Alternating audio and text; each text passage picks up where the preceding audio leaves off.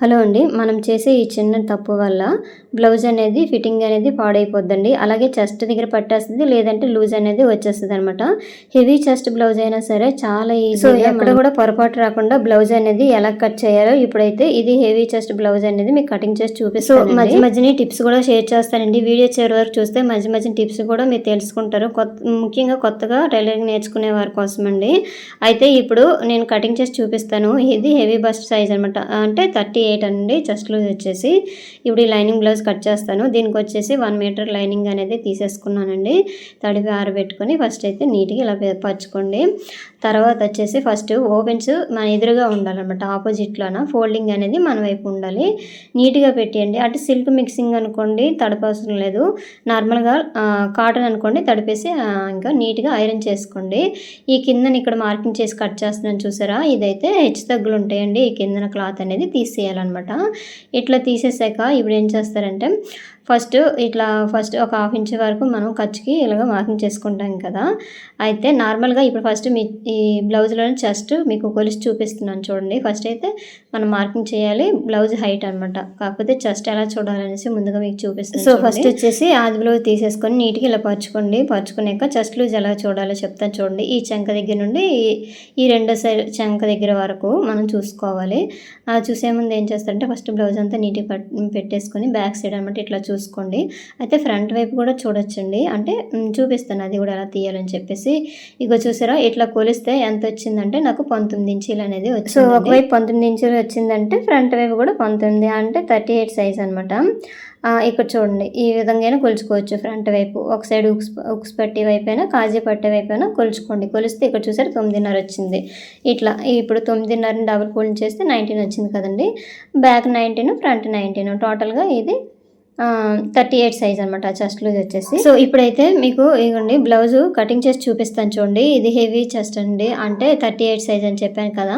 అయితే ముందైతే blouse height చూసుకోండి. ఈ కిందన ఖర్చు ఉంది కదండి, ఈ ఖర్చు దగ్గర నుండి ఇట్లా చూసుకుంటే ఎంత వచ్చింది ఇట్లా మార్క్ చేసేసుకోండి. ఫస్ట్ మార్క్ చేసుకున్నాక ఏం చేస్తారంటే ఫస్ట్ లైన్ గీసేసుకోండి. అయితే ఈ చివరి కూడా ఒకసారి మార్క్ చేసుకోండి. మనకు స్ట్రైట్ లైన్ అనేది వచ్చేస్తూ ఉంటాయి. అక్కడ కొంచెం వంకలాగా లేకుండా నీట్గా వచ్చేసి అలా ఖర్చు కూడా యాడ్ చేసేసుకోండి ఈ విధంగా. తర్వాత చెస్ట్ డివైడెడ్ బై 4 అనమాట. 38 డివైడెడ్ బై 4 అంటే ఒకవైపు 9.5 వస్తుంది కదా. టేప్తో ఇట్లా చూసుకోండి. ఒకవేళ మీకు డౌట్ ఉంటే ఈ విధంగా ఫోల్డింగ్ చేసుకొని ఇట్లా చూసుకున్నారనుకోండి 9.5కి ఇట్లా ఇగోండి ఈ విధంగా ఇక్కడ చెస్ట్ దగ్గర మార్క్ చేసుకోండి. ఒక 6 ఇంచుల కిందికి అంటే పైనుంచి 6 ఇంచుల కిందికి ఇట్లా మార్క్ చేసేసుకోండి. తర్వాత కొంచెం దింపుకోవడమైనా చేసుకోవచ్చు, పర్వాలేదు. అయితే తర్వాత ఇక్కడ నడుమండి. నడుముకి వచ్చేసి ఇగోండి తాళ్ళు పట్టి ఉంటుంది కదా, అంటే కాజా పట్టి ఉంటుంది కదా, అది వదిలేయండి. అది వదిలేసి ఇలా కొలుచుకోండి. కొలిస్తే ఎంత వచ్చిందో చూసుకోండి. అంటే 34 వచ్చింది. సో 34 డివైడెడ్ బై 4 అండి. అంటే ఒకవైపు 8.5 ఇంచీలు అనమాట. అలాగే డాట్కి 1 ఇంచి, అలాగే ఖర్చుకి ఒక 1.5 లేదంటే 2 ఇంచెస్ ఇట్లా పెట్టేసుకోండి. అయితే ఇట్లా లైన్ అనేది గీసేసుకోండి. అయితే ఏం చేస్తారంటే మనకి ఖర్చుకి కిందన పెట్టాం కదండి, దానికే ఈ లైన్ అనేది కలపాలి కానీ డాట్స్ కలపకూడదు అనమాట. సో ఇప్పుడైతే నేనైతే ఎప్పుడు కట్ చేస్తే చెస్ట్ లూజ్ని బట్టి నేనైతే నెక్ షోల్డర్ పెట్టేసి, సో వీళ్ళకైతే 5.5 ఇంచులు పెడితే సరిపోతుందండి. అయితే ఇప్పుడు దానికంటే ముందు ఏం చేస్తారంటే వీప్ పొడుగు ఎంత ఉందో చూసుకోండి. అంటే డీప్గా మనకు తెలియాలి కదా, అందుకోసం వీప్ పొడుగు చూసుకోవాలంటే బ్లౌజ్ని ఇట్లా నీట్గా సర్ది, సో కిందని ఇట్లా చూసుకోండి. చూస్తే ఎంత వచ్చిందో ఖర్చుతో కలిపి మనం ఇలా పెట్టేసుకోవడమే. అంటే హెమ్మింగ్ చేస్తే, లేదు పైపింగ్ అనుకోండి ఇంకా అవసరం లేదు, ఎంత ఉందో అంత పెట్టేస్తే సరిపోద్ది అనమాట. అయితే ఇట్లా స్ట్రైట్ లైన్ గీసేసుకోండి. ఇప్పుడు పైన చూడండి నెక్ షోల్డర్ కలిపి 5.5 పెట్టాను కదా, ఇందులో ఖర్చుతో కలిపి 2.5 ఇంచులు పెట్టానండి. 2.5 నెక్, అలాగే ఖర్చు కూడా 1/4 ఇంచు యాడ్ చేశాను. లేదంటే 2.5 పెట్టేశాక ఈ ఆది బ్లౌజ్ ఉంది కదండి, ఇందులో షోల్డర్ ఎంత ఉందో చూసుకొని తర్వాత ఖర్చు అనేది యాడ్ చేసేసుకోండి. ఇవ్వండి ఇలా కూడా సేమ్ అంతే వచ్చింది. నేనైతే 5.5 ఇంచులు పెట్టేసాను, ఇలా కట్ చేసేస్తాను అనమాట. 40 సైజ్ దాటింది అనుకోండి, వాళ్ళకి నెక్ షోల్డర్ కలిపి 6 ఇంచులు తీసేసుకోవాలి. అయితే పైన 2.5 ఉంది కదండి, కిందని కొంచెం 1/4 ఇంచు కలిపేసుకొని కొంచెం డీప్ ఈ రౌండ్ అనేది వచ్చేటట్టుగా, సో లేదంటే నార్మల్గా రౌండ్ పెట్టేస్తే సరిపోద్దండి. అయితే ఇక్కడ చూడండి ఇక్కడ 5.5 పెట్టాం కదండి, ఈ 5.5 సేమ్ ఇట్లా పెట్టేసుకొని ఫస్ట్ ఎల్ షేప్లో ఇట్లా గీసేసుకోండి. అంటే స్ట్రైట్ లైన్ గీసేసుకొని ఇట్లా ఎల్ షేప్లో గీసేసుకోండి. ఇగో చూడండి, మీకు చెప్పాను కదండి ట్రిక్ అనేది షేర్ చేస్తానని చెప్పేసి. ఇక్కడే పట్టేస్తుందండి బ్లౌజ్ మనకి కరెక్ట్గా. మనకి చంకడౌన్ అనేది పెట్టకపోతే మాత్రం ఈ బ్లౌజ్ అనేది పట్టేస్తుంది అనమాట. ఇక్కడ మాత్రం మనం కటింగ్ కరెక్ట్గా చేయాలి. సో ఈ కార్నర్లో వచ్చేసి 1.5 అనేది ఇట్లా ఇచ్చేసుకోండి. 1.5 ఇచ్చేసి ఇలా రౌండ్ అనేది తీసేయండి. 1.5 ఖచ్చితంగా ఇవ్వాలండి, చెప్పాను కదా హెవీ చెస్ట్ ఉంది కాబట్టి వీళ్ళకి. లేదంటే అక్కడట పట్టేస్తుంది, లేదంటే ఇలా లాగేసినట్టు వచ్చేస్తుందండి అక్కడ ముడతల్లాగా, అందుకోసము. సో ఖర్చు వదిలేసి ఇలా కొలుచుకోండి. కొలిస్తే ఎంత వచ్చిందో చూసుకోండి. నాకైతే 8.5 ఇంచులు అయితే వచ్చిందండి.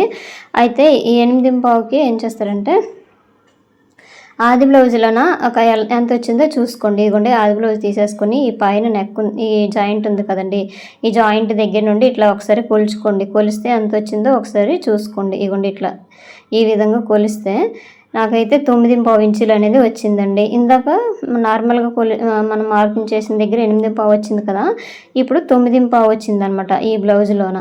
అంటే అర్థం ఏంటంటే మనమే కొంచెము చంకడౌన్ అనేది దింపాలన్నమాట. ఇక ఒక 1/4 ఇంచు వరకు అయితే దింపితే మనకి మళ్ళీ రౌండ్ అనేది గీసేసుకోవాలి. ఇగో మీకు ఇక్కడ రాసి చూపిస్తున్నాను, 9.5 రావాలండి. అందుకోసం కొంచెం ఇగోండి ఒక 1/4 ఇంచు వరకు ఇట్లా దింపియండి, చిన్నది ఇట్లా దింపేసి మళ్ళీ ఈ కార్నర్ దగ్గర 1.5కి ఇట్లా మార్క్ చేసేసుకొని మళ్ళీ రౌండ్ అనేది ఇట్లా ఇచ్చేసుకోండి. ఇగో చూపించాను కదా, ఈ విధంగా రౌండ్ ఇచ్చేసుకొని మళ్ళీ ఒకసారి కొలవండి. ఇగోండి చూసారా, ఇట్లా పెట్టేసి రౌండ్ స్కేల్ తీసేసుకుంటే మనకి ఈజీగా వచ్చేస్తుందండి. లేదంటే డైలీ కట్ చేసే వాళ్ళకి ఈజీగా వచ్చేస్తుంది, కాబట్టి కొత్త వరకు అయితే ఈ స్కేల్ ఉపయోగించండి. అలాగైతే రౌండ్ అనేది బాగా వస్తుంది అనమాట. సో తర్వాత ఇక్కడ చూడండి, మీకు చూపిస్తున్నాను కదా, ఖర్చు వదిలేసి ఇలా కొలవండి. కొలిస్తే ఎంత వచ్చింది, ఇక చూసారా 9.5కి కరెక్ట్గా వచ్చేసింది అనమాట. అంటే 9 మీద ఒక 2 గీట్లకి కరెక్ట్గా వచ్చేసింది, సరిపోద్ది. సో తర్వాత వచ్చేసి ఇగోండి ఈ కిందని డాట్స్ అనమాట. డాట్స్కి ఇట్లా మార్కింగ్ అనేది చేసేయండి. అయితే ఈ డాట్ వచ్చేసి 4.5 ఇంచులు పెడుతున్నాను అనమాట. ఇది బ్లౌజ్ హైట్ వచ్చేసి ఇందాక మీకు స్టార్టింగ్లో చెప్పలేదు కదా, 15 ఇంచీలు అండి. బ్లౌజ్ హైట్ వచ్చేసి 15 ఇంచీలు. అంటే ఖర్చులు కింద పైన ఖర్చులు యాడ్ చేసేసుకొని 16 ఇంచులకి పెట్టేసుకున్నాను అనమాట. ఇక్కడ నేను ఒక 1/4 ఇంచు కొంచెం డౌన్ అనేది మార్క్ చేశాను నెక్ దగ్గర. ఇవ్వండి తర్వాత చూసారు కదండి, ఈ చెస్ట్ లూజ్ అంటే ఒకవైపు 9.5 వచ్చింది కదండి, అంటే 38 అనమాట. ఈ 38 చెస్ట్ లూజ్కి ఈ ఆర్మ్ రౌండ్కి మ్యాచ్ అయ్యేటట్టుగా ఈ విధంగా కట్ చేసుకుంటేనే బ్లౌజ్ అనేది ఫిట్ కుదురుతుంది. ఇప్పుడు ఎంత లావు బ్లౌజ్ అయినా సరే ఈ విధంగా మార్క్ చేసుకోండి. తర్వాత ఈ నెక్ కరెక్ట్ వచ్చిందా లేదా రౌండ్ అనేది, అంటే సరిపోతుందా లేదని ఒకసారి ఈ విధంగా పెట్టేసుకొని ఇలా చూసుకోండి. చూస్తే సరిపోయింది అంటే ఇప్పుడు కట్ చేసేస్తాం కదా, మళ్ళీ కుట్టేసరికి కొంచెం ఒక 1/4 ఇంచు కుట్టులోకి కూడా వెళ్తుంది కదా. ఇగోండి ఇప్పుడు చూపిస్తున్నాను కదా, ఇలాగా డాట్స్ పెట్టి ఇది ఖర్చులోకి వెళ్ళిపోద్ది అనమాట, అప్పుడు సరిపోతుందండి. సో ఫ్రెండ్స్, అయితే వర్క్ బ్లౌజ్లో వచ్చినప్పుడు మాత్రం ఈ నెక్ ఇప్పుడు కట్ చేయొద్దు. ఇది నార్మల్ బ్లౌజే కాబట్టి లైనింగ్ బ్లౌజు. ఇప్పుడు నెక్ కట్ చేసినా పర్వాలేదు, కానీ ఇక్కడ ఒకటి గుర్తించుకోవాలి, వర్క్ బ్లౌజ్ వచ్చే మాత్రం ఈ నెక్ అనేది కట్ చేయకండి. కట్ చేస్తే మాత్రము అక్కడట మళ్ళీ మనము వర్క్ బ్లౌజ్ కుట్టేటప్పుడు మాత్రం నెక్ అనేది బ్రాడ్ అయిపోయినట్టుగా అట్లా అనిపిస్తుంది. ఇప్పుడైతే కట్ చేసేయండి, పర్వాలేదు. ఇగోండి చూసారా, మనం మార్కింగ్ ఎలా చేసామో అదే మార్కింగ్ మీద ఇలా కట్ చేసేయండి. అయితే ఇగోండి కింద సైడ్ నుంచి కట్ చేసుకొని రండి. పైన రౌండ్ గీసాం కానీ అది సెట్ అవ్వలేదు కదా, కింద రౌండ్కే సెట్ అయింది కాబట్టి ఆర్మ్ రౌండ్కి, అందుకోసం ఇట్లా కట్ చేసేసుకోండి. సో నెక్స్ట్ వచ్చేసి ఇక్కడ డాట్స్ దగ్గర నుంచి కొంచెం ఒక 1/2 ఇంచ్ వరకు ఇలా స్లోప్ ఇవ్వండి, అంటే కట్ చేసేయండి ఆ పీస్ని. లేదంటే కిందకి దిగిపోయినట్టు ఉంటుంది, లేదంటే ముడతల్లాగా కూడా వచ్చేస్తుంది, పర్ఫెక్ట్ ఫిట్టింగ్ లాగా వచ్చేటట్టుగా ఉండదన్నమాట. సో చూసారా, రౌండ్ అనేది ఇట్లా వచ్చేసింది. అయితే ఇగోండి లైనింగ్లోన ఒకవైపు బ్యాక్ పార్ట్ తీసాం కదా, రెండో వైపు హ్యాండ్స్ అనమాట. ఈ హ్యాండ్స్కి వచ్చేసరికి ఇట్లా ఫోల్డింగ్ చేసేసుకోండి. ఫోల్డింగ్ చేసుకున్నాక హ్యాండ్స్ ఎంత వాటికి కావాలో ముందుగా ఒకసారి చూసుకోండి, అంటే ఆది బ్లౌజ్ తీసేసుకుంటే సరిపోద్ది అనమాట. అంటే ఈ విధంగా ఇవ్వండి ఇట్లా కూల్చుకున్నాం అనుకోండి, అంతే. ఇంకా క్లాత్ అనేది మనకి ఎంత కావాలో అంత మనం అడ్జస్ట్ చేసుకోవచ్చు. అయితే పైన మీకు కనిపించాలని చెప్పేసి నేను కింద 2 లేయర్స్కి జాయింట్ అనేది వేస్తానండి. పైన లేయర్కి అయితే మీకు మార్కింగ్ చేసి ఇప్పుడు చూపిస్తాను అనమాట. సో చూడండి, మనకి ఖర్చుతో కలిపి ఎంత ఉందో అంతకి ఇట్లా మార్క్ చేసేయండి. తర్వాత ఇక్కడ చూడండి ఒక 1/2 ఇంచ్ వరకు, సో పైపింగ్ వేయడానికి ఇట్లా ఒక 1/2 ఇంచ్ వరకు ఉంచేయండి. లేదు హెమ్మింగ్ చేయాలంటే మాత్రం 1.5 ఇంచ్ క్లాత్ అనేది ఉంచేసుకోండి. అంటే ఫోల్డింగ్ ఒక 1/2 ఇంచ్ చేసుకుంటాము, అంటే ఒకవేళ కూర అంచు ఉందనుకోండి 1 ఇంచ్ ఉంచుకుంటే సరిపోద్ది అనమాట. సో తర్వాత కిందన చూసారా క్లాత్ అనేది జాయింట్ చేయాలన్నమాట. అంటే 4 లేయర్స్ జాయింట్ వేసే బదులు 2 లేయర్స్ జాయింట్ వేసేసుకుంటే సరిపోద్ది అనమాట. లైనింగే కాబట్టి పర్వాలేదండి. సో నెక్స్ట్ వచ్చేసి బ్లౌజ్లోన హ్యాండ్ హైట్ తీసేసుకోండి. ఇగో చూసారా ఈ విధంగా హైట్ తీసేసుకోండి. ఇక్కడ పైన ఎంత ఉందో హైట్ దానికి ఖర్చు అనేది యాడ్ చేసేసుకొని మార్క్ చేసేసుకోండి. ఇగో చూసారా ఇట్లా అనమాట. ఇక్కడ ఎంత ఉందో సేమ్ ఈ సైడ్ను కూడా సేమ్ అంతే వచ్చినట్టుగా ఒక మార్కింగ్ అనేది చేసేయండి. ఇగోండి ఇట్లా చేసేసినాక ఫస్ట్ అయితే ఇట్లా లైన్ అనేది గీసేసుకోండి. ఇగో చూసారా ఇట్లా అనమాట. ఇది చెప్పాను కదండి 38 అనమాట. ఈ బ్లౌజు సైజ్ వచ్చేసి 38. అంటే హ్యాండ్ కూడా కొంచెం లావుగానే ఉంటాయి కదండి, దీన్ని బట్టి చూసుకోవాలన్నమాట. సో నెక్స్ట్ వచ్చేసి ఇగోండి సేమ్ హ్యాండ్ ఆది బ్లౌజ్లో ఎలాగుందో అలాగే వాళ్ళు పెట్టమని చెప్పారు. అందుకోసం నేనైతే సేమ్ ఇదే విధంగా మార్కింగ్ చేస్తున్నాను. ఈ చంక దగ్గర కూడాను ఖర్చు అనేది యాడ్ చేసేసుకోండి.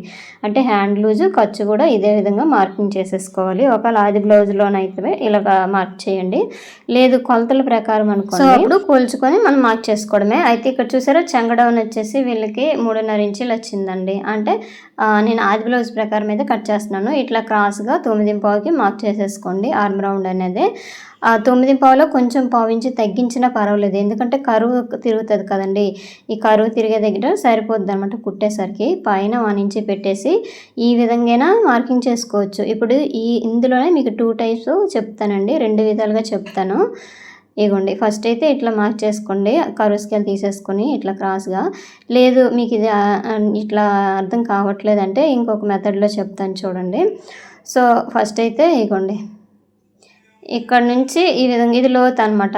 మీకు ఇట్లా కాదు ఇంకో చెప్తాను చూడండి. ఫస్ట్ అయితే ఇట్లా మార్క్ చేసుకున్నారు కదా, ఇట్లా మార్క్ చేసుకుంటే ఈ చివరిని కూడా ఇదే మార్కింగ్ అని చేసేసుకోండి. అంటే చంక డౌన్ అనమాట. ఇట్లా ఫస్ట్ లైన్ అనేది గీసేయండి. తర్వాత ఈ టేప్ తీసుకొని ఈ విధంగా ఫోల్డింగ్ చేసుకొని మిడిల్ ఫోల్డింగ్ చేయాలి. అయితే దీనికంటే ముందు ఏం చేస్తారంటే బైసెప్ లూజ్ తీసుకోండి. ఇగోండి బైసెప్ ఉంది కదా, ఇక్కడ నుంచి ఇట్లా లూజ్ తీసుకొని దీనికి కొంచెం లూజింగ్ కూడా యాడ్ చేసుకోవచ్చు అండి. ఎందుకంటే చెయ్యి మనము ఎక్కించే దగ్గర ఒకలాగా ఉంటుంది, పైకి వెళ్ళే కొలది కొంచెం లావుగా ఉంటుంది కదండి. అక్కడ పట్టేయకుండా ఉండాలంటే అక్కడ ఒకళ్ళు పట్టేసింది అనుకోండి బ్లౌజ్ అనేది జారిపోద్ది, భుజాలు కూడా జారిపోతాయి. సో తర్వాత వచ్చేసి ఇట్లా స్ట్రైట్గా లైన్ గీసేసుకోండి. లైన్ గీసేసుకొని మళ్ళీ టేప్ని ఇట్లా పెట్టేసి ఫోల్డింగ్ అనేది చేసేసుకోండి. ఇదంతా ఎందుకు గీస్తున్నానంటే మీకు తెలియడానికి, అంటే కర్వ్ అనేది నీట్గా రావడానికి, ఎక్కడ కూడా ముడతలు అనేవి లేకుండా నీట్ ఫినిషింగ్ రావడానికి.